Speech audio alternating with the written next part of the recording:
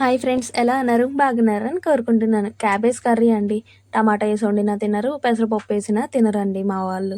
అందుకనే కొత్తగా ఉంటుందని ఇలా ట్రై చేశాను. మీ ఇంట్లో కూడా క్యాబేజీ తినకపోతే ఇలా ట్రై చేయండి, కన్ఫామ్గా తింటారు. ముందుగా క్యాబేజీని సన్నగా కట్ చేసుకొని దాంట్లోకి కొద్దిగా ఉప్పు పసుపు వేసి టీ గ్లాస్లో హాఫ్ వాటర్ వేసుకొని ఉడకపెట్టాలండి. ఆల్రెడీ క్యాబేజ్లో కొద్దిగా వాటర్ ఉంటుంది కదా, ఉడికేటప్పుడు ఆ వాటర్ ఈ వాటర్ సరిపోతుంది. ఎక్కువ వాటర్ అయితే వేసుకోకండి.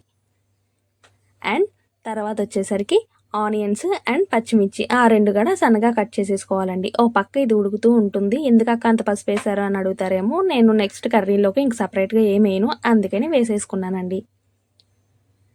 ఇప్పుడు పక్కన ఇంకో ప్యాన్ పెట్టుకొని దాంట్లోకి ఆయిల్ కొద్దిగా వేసి పచ్చిమిర్చి వేగనివ్వాలి. తర్వాత ఉల్లిపాయ కూడా వేసేసుకొని మగ్గ పెట్టాలి. ఆ రెండు మగ్గినాక టమాటా వేసుకోండి. టమాటా కూడా ముందే వేసేస్తున్నాను, ఎందుకంటే ఆల్రెడీ క్యాబేజ్ పక్కన ఉడకపెడుతున్నాను కాబట్టి టమాటా కూడా ముందే మగ్గిపోవాలి. తర్వాత వేస్తే అది మగ్గదనమాట సరిగ్గా, అందుకనే ఇప్పుడే వేసేసుకుంటున్నాను. అది కూడా మగ్గిపోయిన తర్వాత క్యాబేజీని దీంట్లో వేసేసుకున్నాను.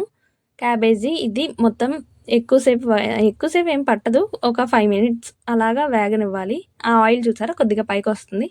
ఆ టైంలో ఎగ్స్ని 4 వేసుకున్నాను నేను.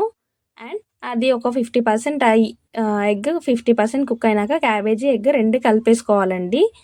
ఆ కర్రీ అలా కలిపేసుకున్న తర్వాత లాస్ట్గా కొద్దిగా కారం, ఉప్పు పసుపు నేను ఆల్రెడీ క్యాబేజీలో వేసాను కదా, అది సరిపోతుందండి. నేనైతే ముందే వేసేసుకున్నాను, మీ ఇష్టం అది.